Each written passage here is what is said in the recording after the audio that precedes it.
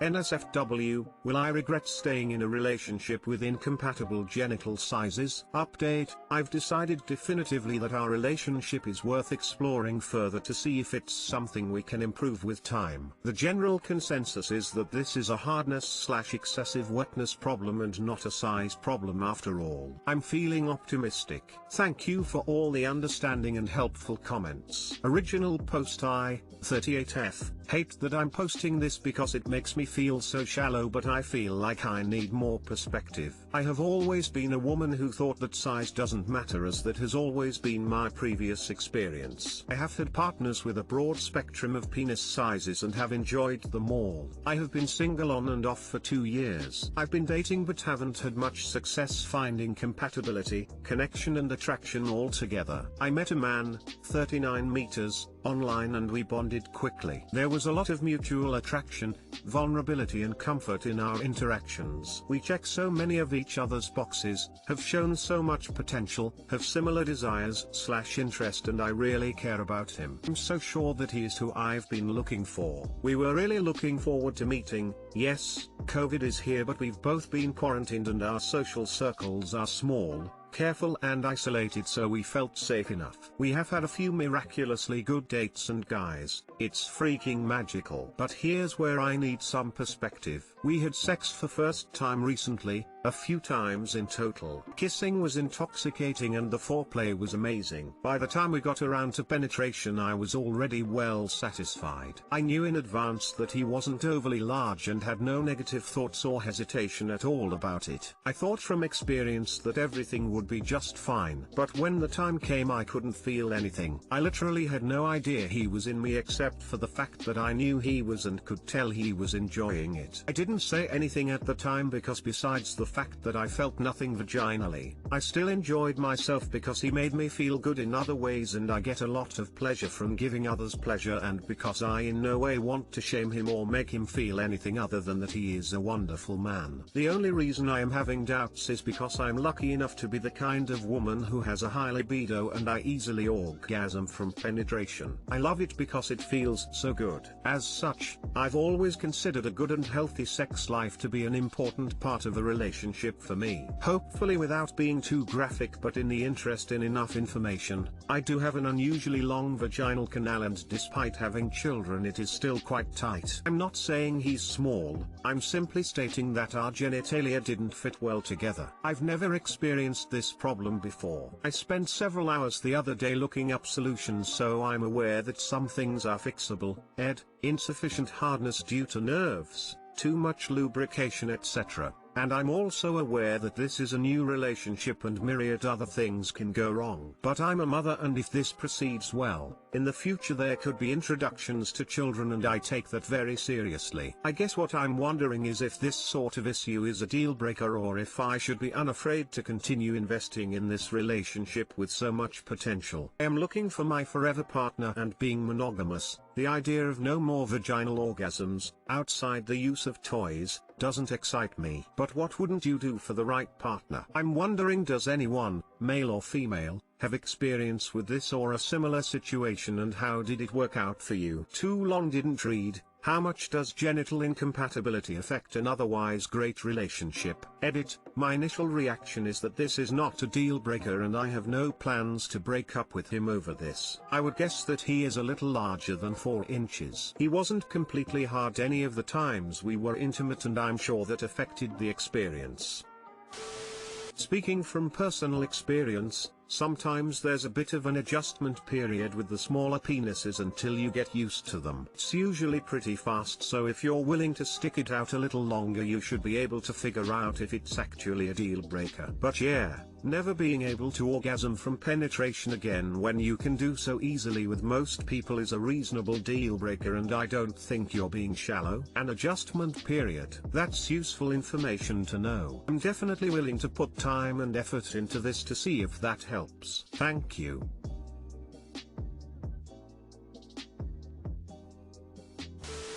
First off, you're not shallow. You're simply thinking long-term and sexual compatibility is important. Second, have you tried different positions? Like where you are more in control? Saw that you mentioned that he hasn't been fully hard. My advice would to just sit down and chat with him about it. You're both adults, and if you're emotionally compatible, then bring it up. I wouldn't mention size necessarily, but just what really gets him going. For example, my partner loves to give, but I can only really finish when I'm on top.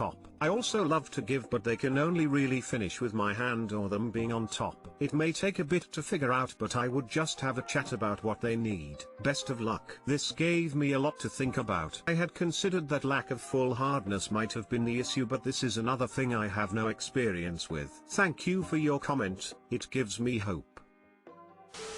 When people say size doesn't matter, what they really mean is I haven't yet seen a dick that has made me question its size. It doesn't make you shallow, it's a perfectly normal thing to feel. However, if his pecker is really that petite and it's genuinely turning you off, then you need to address it or leave him. It sucks, but unless you have magic penis growing pills on you, then staying is just gonna frustrate you.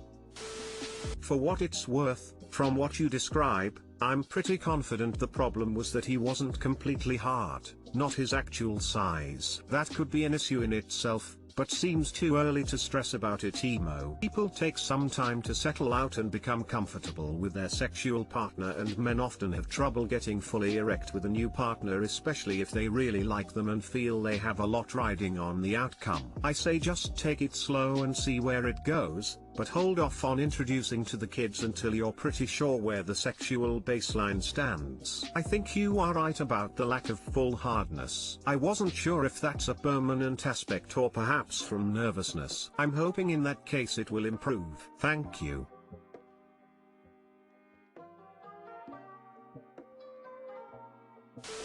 My husband 41M has decided to send our 15-year-old son to Siberia for a year.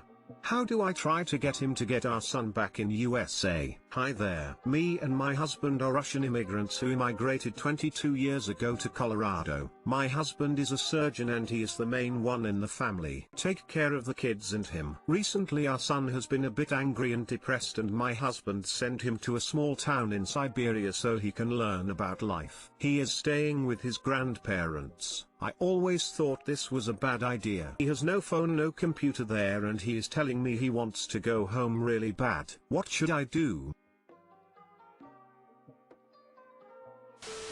It is odd to me that you and your husband are not on the same page with sending a minor to a foreign country, foreign to your son. I think it is a bad idea to send a teenager to live thousands of miles away from their parents. Honestly, I think an experience abroad / in a different environment can be very helpful, but it shouldn't be so punitive. It can't be a positive experience if it's being done to punish him. If you get your son's input and do summers in Siberia, or go as a family, or you with your son, I think it could be a way better experience.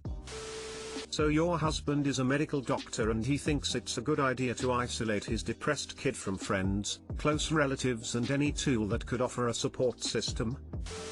Put your foot down and buy a ticket for your son. Sending a depressed 15-year-old to be isolated and living in another country with only his grandparents and no access to the outside world sounds like it will only make his mental health worse. Tell your husband you will be bringing your son home. You are his parent too, and your husband can't make these decisions on his own. My husband says it's for his best because he will come home like a man.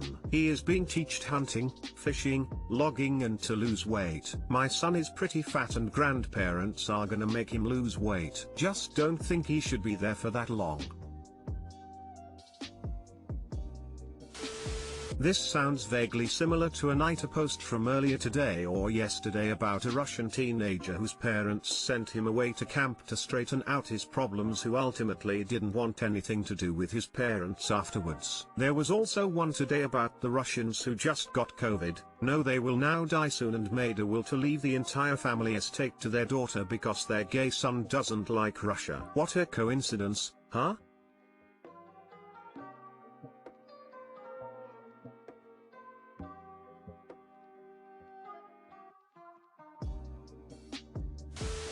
How do I handle my F27 nephew by marriage, M15, being sexually inappropriate with me. I feel like such a creep even posting this, but I don't know what to do. My sister-in-law's, F46, oldest son is 15 and as such is going through all the awkward puberty things. For the purpose of this post we'll call him John. When I met my now husband, M36, John was 8 years old. I've always been really close with all the nieces and nephews, and it's been a bit of a running joke in the family that I'm one of the kids since I'm closer to their age than their parents. As a result, I've always been more of a friend to the kids, a safe place they can come to talk about awkward things, rather than any sort of parent or strict disciplinarian. Over the course of the last year or so, John has started being a bit inappropriate with me. For example, he's now taller than me, and he once made a comment about how he finally has a better view, meaning my boobs. And he said that, I was shocked, gave him a good punch in the arm and said, "Do you talk to your mother that way?" Exclamation mark. And in response he said something like, "My mom doesn't look like you." Another time, I was in his sister's room and we were talking about boys/the birds and the bees. She's 14 and feels like I'm a safe place to talk openly about stuff like that. He walked in and started asking questions as well. I didn't really think anything of it because I thought it was a good opportunity for all of us to talk openly about the things they were learning about in school sex ed. I didn't want them to feel awkward or ashamed of their bodies if they had questions, so I did my best to answer them respectfully, because I know it can be embarrassing to talk to your mom or dad about that sort of stuff. But then he started asking pretty explicit sexual questions, to which I responded by saying, "Oh, I'd if that's my place, maybe ask your dad." He then started asking me what I liked sexually, if I let my husband, his uncle, do certain things to me, etc. I avoided answering, saying women are all very different, so it's important to learn what your partner wants, etc. without being graphic or specific. But I felt a little uncomfortable and told him it's inappropriate to ask someone, especially his aunt, questions like that. I've also overheard his friends refer to me as hot aunt my name. He'll also go out of his way to touch me, not inappropriately necessarily, but asking for hugs when he sees me, or he'll put his hands on my hips and move me if he needs to get around me and I'm in his way, tickling/teasing me, or pulling on my hair. He always used to do that sort of stuff when he was little and I would babysit him. We've always just had this playful little relationship, which is fine when he's 8, but it just feels weird now. So I've stopped hugging him and just sort of make an effort not to be that affectionate toward him anymore. I haven't voiced my concerns to his mom or my husband because I'm afraid I'm reading too much into this and it will make me look like a creep if I find it creepy. Does that make sense? Like, it's probably all innocent and I just find it weird because he's older now. Edit. Okay, yikes. Apparently I wasn't reading too much into this and y'all are convinced he's some sort of burgeoning rapist. I agree he needs boundaries, but I've never felt unsafe around him. He's a really good kid, just hopped up on confusing hormones apparently. I'll talk to my husband and see how he wants to go about it. And I agree I need to be better about voicing my discomfort, and being stern with overstepped boundaries. I've always been terrible at any sort of confrontation, so I tend to pathologically ignore problems, usually to my own detriment. Stop being the cool aunt and start being a responsible adult. That's inappropriate. He is just showing him this type of behavior is tolerated. If he's okay acting like this towards you, I can't imagine how he's treating girls his own age. Let's hope he doesn't try this crap on a girl with a mother like me. Actually, I hope he does.